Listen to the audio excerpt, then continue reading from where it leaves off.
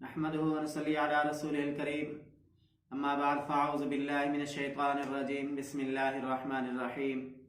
अल्हम्दुलिल्लाहि रब्बिल आलमीन अर्रहमानिर रहीम मालिकि यौमिद्दीन इय्याका नअबुदु व इय्याका नस्तईन इहदिनस सिरातल मुस्तक़ीम सिरातल लज़ीना अनअमता अलैहिम गैरिल मग़ज़ूबि अलैहिम वलद्दॉल्लीन।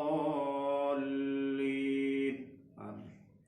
मेरे महतरम दोस्तों, बुजुर्गों, भाइयों, कुरान मजीद का आगाज़ हो रहा है। सूरतुल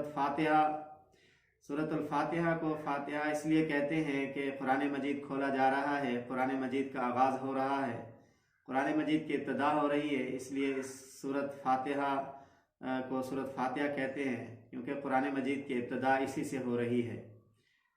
इस सूरत फातिहा के अंदर 7 आयात हैं और एक रकू है। नज़ुल के हिसाब से इसका नंबर 5 है। कुरान मजीद की मौजूदा तरतीब के हिसाब से इसका नंबर पहला है, लेकिन एक रिवायत के मुताबिक मुकम्मल सूरत जो नाजिल हुई है सबसे पहले वो यही सूरत फातिहा है।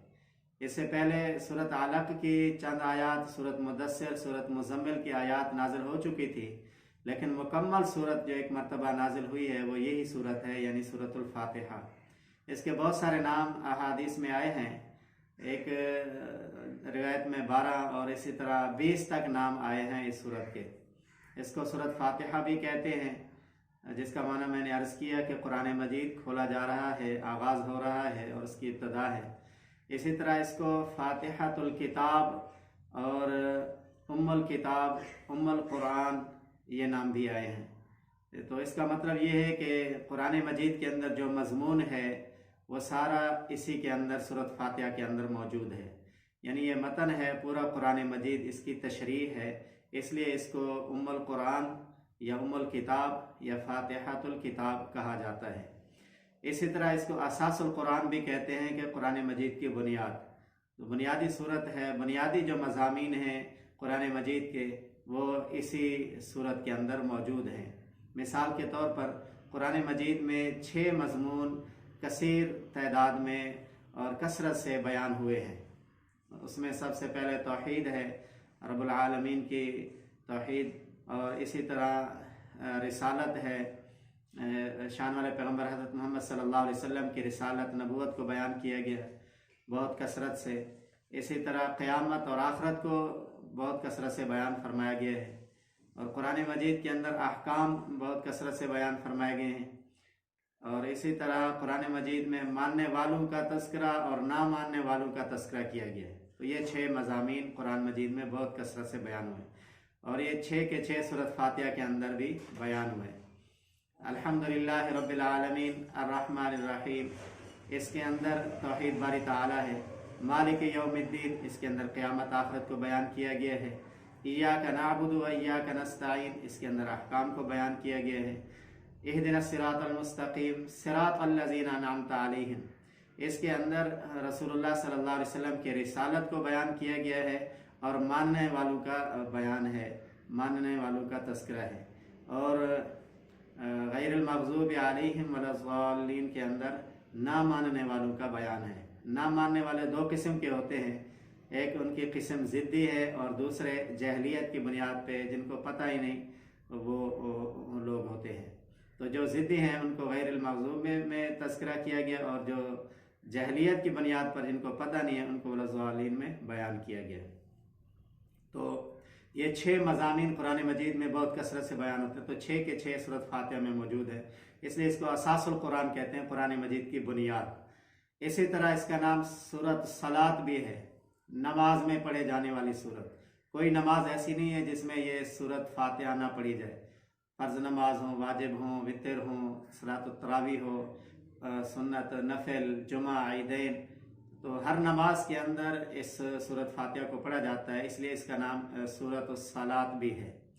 इसका नाम एक है सूरतुल काफ़िया, यानी काफ़ी, ये पढ़ने वाले के लिए काफ़ी हो जाती है। अगर कोई ना भी पढ़े तो इसी में उसकी हिदायत मौजूद है सूरत फातिहा के अंदर, उसके लिए ये काफ़ी हो सकती है, तो इसलिए इसका नाम काफ़िया भी है।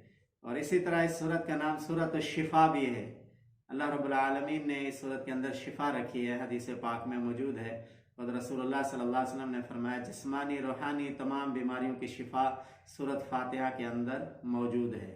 इसी तरह इस सूरत का नाम सूरत सवाल भी है कि इसमें ईमान वाले अल्लाह के बंदे अल्लाह से सवाल करते हैं, तो सूरत का नाम सूरत सवाल भी है। और इसी तरह इस सूरत फातिहा को कुरान अज़ीम भी कहा है।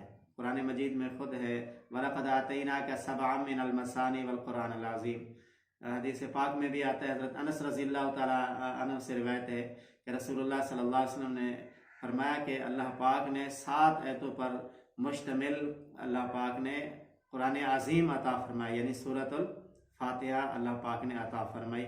इसलिए इस सूरत फातिहा को अल कुरान अल अज़ीम भी कहते हैं। इसी सूरत का एक नाम सूरत रुक़ैया भी है, तावीज़ वाली सूरत, दम वाली। इसके ज़रिए से दम भी किया जाता है।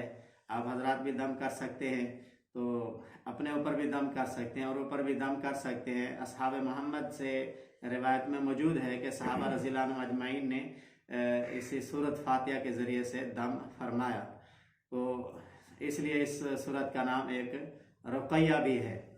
तो ये मुख्तलिफ नाम है। तो सूरत फातिहा की बहुत सारी खसूसियात हैं। एक खसूसियत तो ये है, एक फजीलत तो इसकी यही है जो अल्लाह रब्बुल आलमीन ने खुद बयान फरमाई है कि इसको कुरान अज़ीम फरमाया है, 7 आयतों पर मुश्तमिल। रसूलुल्लाह सल्लल्लाहु अलैहि वसल्लम ने भी इसकी ये फजीलत बयान फरमाई।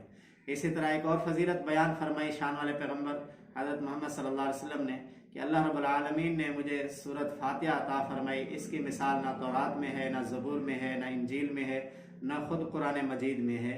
ये बेमिसाल है। कुरान मजीद सारा बेमिसाल है, इसकी मिसाल कोई नहीं पेश कर सकता।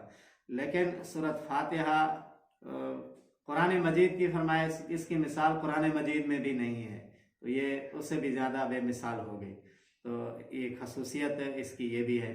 और एक खसूसियत ये भी है कि इसको सबसे पहले नंबर पे रखा गया है, इब्तदा इसी से हो रही है, आगाज़ इसी से हो रहा है, तो ये भी इसकी खसूसियत है। जैसे मैंने शुरू में अर्ज़ किया कि पूरी मुकम्मल तौर पर नाजिल होने वाली सूरत यही सूरत फातिहा है। इसी तरह हज़रत अबू हुरैरा रज़ियल्लाहु ताला अन्हु से रिवायत है कि रसूलुल्लाह सल्लल्लाहु अलैहि वसल्लम फरमाया कि अल्लाह रब्बुल आलमीन फरमाते हैं कि नमाज यानी सूरत फातिहा मेरे और मेरे बंदे के दरमियान मुश्तरक है। जब मेरा बंदा पढ़ता है, कहता है अल्हम्दुलिल्लाहि रब्बिल आलमीन, तो अल्लाह पाक फरमाते हैं कि मेरे बंदे ने मेरी हम्द बयान की। जब बंदा पढ़ता है अर्रहमानिर रहीम, तो अल्लाह रब्बुल आलमीन जवाब देते हैं मेरे बंदे ने मेरी तारीफ़ और सना बयान की। जब बंदा पढ़ता है मालिक यौमिद्दीन, तो रब्बुल आलमीन जवाब देते हैं मेरे बंदे ने मेरी बुजुर्गी बयान की।